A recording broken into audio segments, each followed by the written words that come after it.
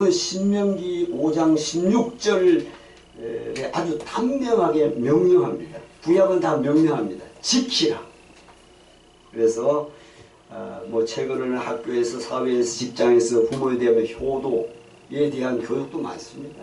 옛날 같지 않습니다. 행사가 진행되고 효도잔치는 세계 어느 민족보다 우리나라가 잘합니다. 그런데도 다 부모를 섬기는 것은 시켜서 되는 것도 아니야. 어느 나라든 부모를 공경하지 않는 나라가 없어요. 그렇지만 요즘 문명이 발달되면서 뭐라고? 문명의 발달과 함께 의술도 발달돼서 오래 삽니다. 그래서 여가도 즐기고 스포츠도 많이 즐기고, 주변에 여러분 구청에서 뭐 여러 운동기구도 이렇게, 여러분 이런 거 옛날에 생각해 본 적이 없잖아. 지금은 그게 너무 많아서 운동하는 사람도 적대요. 그냥 나가만 있으니까. 동네나 지역도 집단으로 모이는 경로당에도 효도잔치, 효도관광도 많아요. 우리 제가 살고 있는데도 효도관광 버스가 자주 와. 어떻게 보면 시골이 더 많은 것 같아요. 군청에서 나와서 봉사도 해줘. 진단도 해주고 나와서 해줘요. 나와서. 시대가 얼마나 좋아졌을까. 자, 그래서 오늘은 우리가 부모를 섬기며 효를 하는 것은 하나님이 인간에게 주신 첫 번째 계명입니다. 인간에게 주신 내 부모를 공경하라가 5계명이란 말이야. 그러니까 이 천륜을 비교를 해서 말씀하는 거 보니까 너무나 놀라워요. 전체 계명 중에는 5번째 계명이다. 그래서 부모는 나의 처음 만나는 선생이야. 내 생명의 양육자요, 은신처요, 첫사랑인 줄로 믿습니다. 인생의 교사야, 부모가. 그래서 생명의 보금자리잖아, 가정이. 이걸 잊어서는 안 되고, 왜 효도의 계명을 지켜야 하고 주님께서 왜 우리에게 이런 계명을 주셨는가에 대해서 잠시 말씀을 상고해 봅니다. 유명한 철학자 플라톤은 부모는 신들 다음이에요. 부모는 신들 다음이다. 그와 같이 존경해야 되는 줄로 믿습니다. 첫 번째, 효도는 하나님 인간에게 주신 가장 아름다운 삶의 법칙이다. 아멘. 이 땅에 살아가는 동안 하나님 우리 인간에게 주신 삶은 규칙이 있어요. 사회도 규칙이 있듯이 가정에 규칙이 있어. 그 중에 가장 아름다운 삶의 법칙은 부모에 대한 효도인 줄로 믿습니다. 오늘 16절에 너는 너의 하나님 여호와의 명한 대로 내 부모를 공경하라. 사실은요, 천륜은 공경하라 하지 않아도 아는 거야. 그럼에도 이 말씀을 왜 해? 천륜인 교육이 필요한 거죠. 그래서 성령의 감동으로 쓰여진 성경은 교훈과 책망과 바르게함과 의에 교육하기 위하여 하나님의 사람으로 온전케 해서 하나님의 일을 온전히 이루게 하려 함이라. 이게 디모데후서 3장 16절 17절의 말씀입니다. 여호와의 명한 대로라고 한 것은 하나님의 질서를 우리에게 말씀해 주는 것입니다. 부모를 공경하는 것은 하나님의 명령인 줄로 믿습니다. 공자는 형벌의 제목이 3000가지가 있는데 불효보다 더 큰 죄는 없다고 말해요. 책에. 그래서 또 뭐 그거는 제가 한번 읽은 책에서 나온 건데, 공자의 제자가 72명인데 75명인데 3명이 공자를 먼저 죽고, 공자 제자 자궁이, 여러분 공자가 죽었을 때 임종을 못해가지고 지금도 중국의 공부에 가면 공묘가 있어요. 제가 거기 가서 서예 쓴 낙관을 새겨왔어. 근데 그거 갔더니 낙관을 이거 얼마에 물었더니 만지면 안 하면 안 한대. 안 된대. 뭐 그런 데가 있어. 이 얼마냐고 물었더니 만진 걸 해야 된대. 그렇게 해왔어요. 거기에 공자 묘에 들어가는 길에 양쪽에 향나무가 75그루, 73그루가 있다는 거지. 그거 있어요. 그것이 임종을 하지 못한 제자가 지금 공자묘에 이 사당 조그만한 집을 만들어 놓고 거기서 3년상을 한 거야. 그게 우리나라 유래야. 옛날에 3년상 했잖아요. 그런데 공자묘가 이거고 손자가 있고 아들이 있어. 어느 것이 공자인지는 모르게 해놨어. 왜 그럴까요? 도굴될까봐. 근데 거기가 4만 평인데 이런 향나무가 아람두리 향나무가 끝없이 있어. 그래서 그게 공부락해요. 공시들이 그 자치를 공시들만 운영해 나간 나라야. 그래서 거기 제가 한번 가봤는데 그와 같이 공자도 불효보다 더 큰 죄는 없다. 좀 의미 있는 말이에요. 그래서 정철의 시에 보니까 거의 살아실제 성기를 다해라 지나가면 애달다 의하리. 옛날에 들었죠? 평생에 고쳐 못할 일 이뿐인가 하는 거. 우리 어릴 때 많이 들은 것 같아요. 이러한 시구가 생각납니다. 그대로 우리가 평생에 돌이킬 수 없는 것은 부모가 곁에 떠났을 때 효도할 수 없는 일이다. 여러분, 부모가 살아계실 때 섬기는 일을 다 해야 될 줄로 믿습니다. 우리가 부모를 섬기는 그것은 우리 인간의 자연 법칙이고 하나님께서 우리에게 명령하신 법칙입니다. 두 번째, 합도, 효도는 부모에 대한 지식의 숭고한 의무이다. 우리가 부모에게 효의 의무를 다 하려면 어떻게 해야 됩니까? 하라라, 하라. 공경하라. 명령입니다. 이것은 지키라.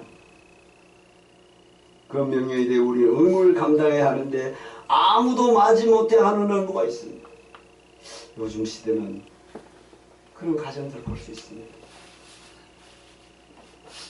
부모를 섬기는 일은 마지못해 해서는 안 돼요. 자식으로서 부모에 대한 가장 숭고한 의무이기 때문에 마땅히 기쁨으로 해야만이 부부가 즐거워할 줄로 믿습니다.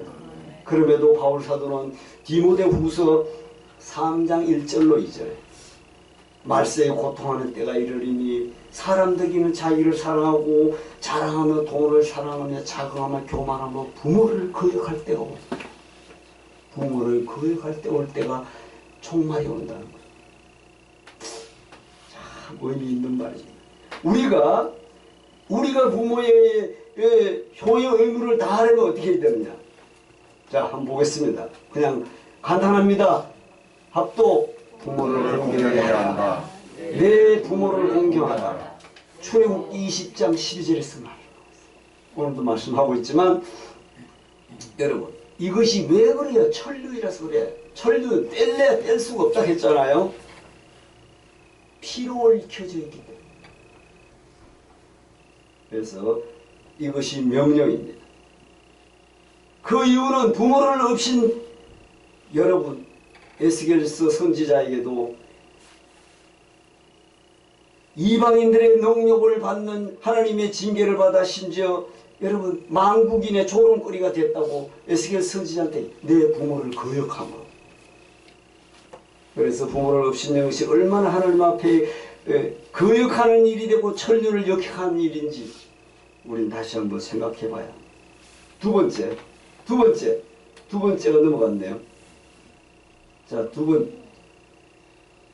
두 번째 부모에게 순종해야 한다. 자녀들아 너희 부모를 주 안에서 순종하라. 이것이 옳으니라. 이것이 에베소서 6장에서 말하고 있어요. 옳으니라 무슨 뜻이에요? 마땅한 도리다 이 말입니다. 순종이란 말은 따른다. 따른다.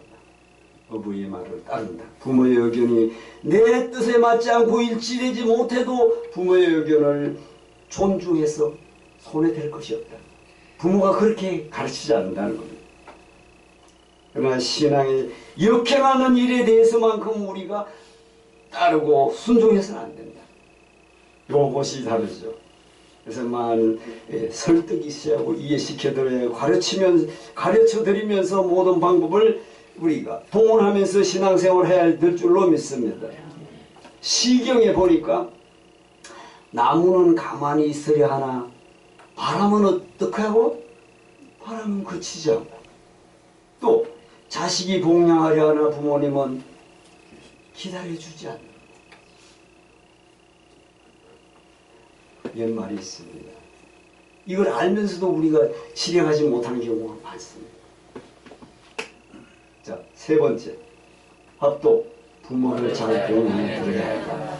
빈손으로 내 시모에게 가지 말라.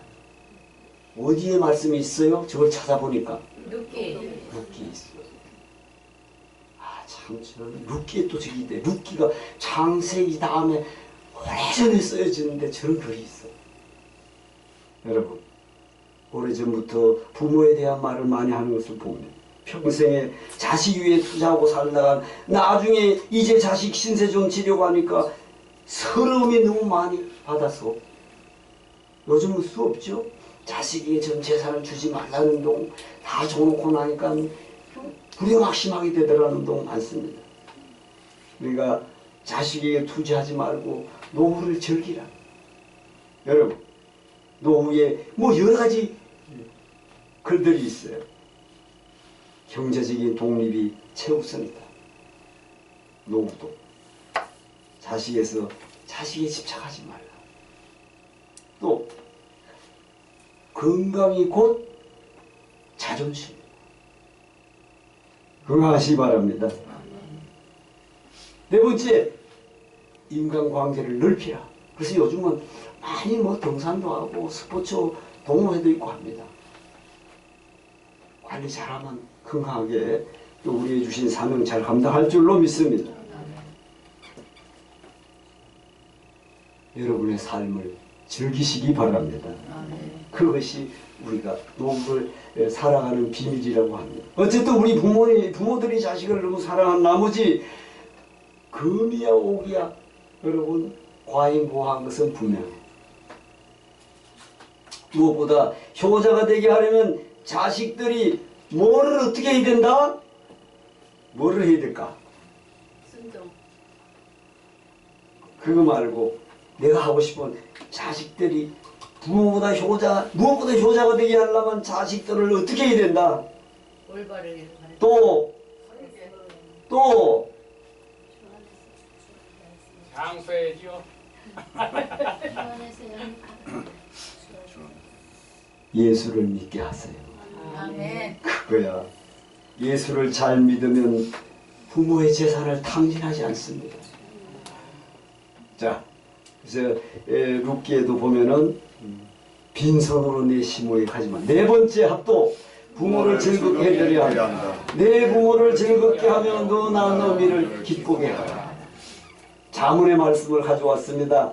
살아가는 일에 걱정을 시켜드리지 않는 것이 즐겁게 해드리는 줄로 믿습니다. 그래서 80세 넘은 아버지가 60세 한갑이 지난 아들을 통해서 제일 좋아하는 것을 60세 한갑 넘은 아들한테 색동저고리를 입혔대. 아니, 그게 실제야.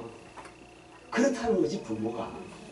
여러분, 야곱이 요셉에게 무슨 옷을 해 입었어요? 채색옷. 그 당시에 채색옷이 얼마나 좋은단 말이야. 그 당시에 2000년 전에 자세급 장사가 누구야? 누디야. 그렇지. 그 시대에 물감 있는 옷을 파는 사람은 부자야. 어떻게 물감을 들여 그 시대에, 그죠? 참 놀라운 자세꽃 장사. 그러면서 60살 먹은 아들에게 색동옷을 입혀놓고 산토끼 하고 깡충깡충 뛰어보라 했다. 그게 부모라는 거니까. 아이고. 여러분, 셋째, 자, 합독. 효도는 최고의 상을 하나님께로부터 보장받는 비결이다. 효도를 하면 첫 번째 범사에 잘된다. 여러분, 내 아버지 어머니를 공경하라. 이것이 약속 있는 첫 계명이. 이는 내가 어떻게 잘되고 범사에 잘되고. 정말 저렇게 살면 잘 되죠.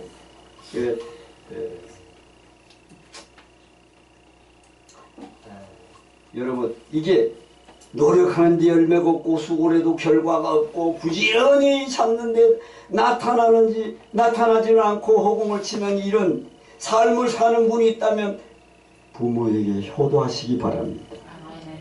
두 번째 뭐야? 합독. 내 아버지 어머니를 공경하라. 이것이 약속 있는 첫 계명이니 이는 내가 잘되고, 여기 범사가 잘되고, 두 번째 장수하게 된다. 오늘 본문의 말씀이야. 땅에서 장수하게. 땅에서 장수. 땅에서 장수하면서 잘 되면서 장수하면 얼마나 좋겠어요. 100세 시대라도 건강하지 않은데 살면 복이 아니죠. 그래서 어떤 사형수가 사형장에 끌려가면서 바닥에 사형장에 끌려가면서 바다에 물이 있어서 쫙 발이 미끄러지면서 그 앞에서 튀어나온 말이 뭐야? 죽을 뻔했다. 아유, 그 같으면 죽을 뻔했네. 여러분, 그게 생명에 대한 인간의 애착이 그렇다는 거예요. 오래 살려고 보약을 먹고 헬스거리에 다니고 요양도 하고 사람을 많은 노력을 합니다. 오늘 이 시대에도. 그런데 이 모든 노력이 잘 되는 방법이 있습니다. 효도하는 방법입니다. 아멘. 그래서 출애굽기 20장 12절에 제가 말씀을 읽고 내 부모를 공경하는 그리하면 너희 하나님 나 여호와가 내게 준 땅에서 내 생명의 길리라고 말씀하고 있습니다. 사실은 요셉이 바로의 명대로 그 아비와 형들에게 거할 곳을 주되 애굽의 좋은 땅 람세스를 그들에게 주어 기업을 삼게 하고 또 그 아비와 형들과 아비의 온 집에 그 식구를 따라 식물을 주어 공개하였더라. 이 말씀이 이것은 바로 요셉이 장수하는 복을 받는 비결 중에 비결인 줄로 믿습니다.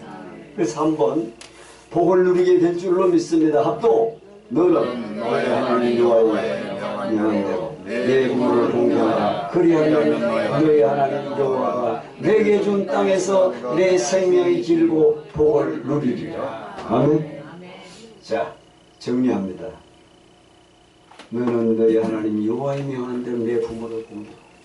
여호와께서 명한 대로 부모를 공경하라. 자, 결론입니다. 합독하겠습니다. 찬찬히 부모를 잘 공경하는 자에게 주시는 이 복은 하나님이 주시는 복이기 때문에 아무도 빼앗을 자가 없습니다. 합독. 뜯어놓은 물은 증발될 수는 있지만 솟아나는 온천수나 샘물은 아무도 막을 자가 없습니다. 아멘. 하나님이 주시는 복은 그 누구도 빼앗아가지 못합니다. 아멘. 자, 합독. 효도는 하나님이 인간에게 주시는 가장 아름다운 삶의 법칙이고 부모에 대한 자식의 숭고한 의무이며 최고의 상을 하나님께로부터 보장받는 비결입니다. 아멘. 자, 또 효도의 계명을 잘 지킴으로 하나님께로부터 최고의 상, 즉 범사에 잘되고 장수하며 하나님의 복을 받는 여러분 되시기를 주의 이름으로 축원합니다.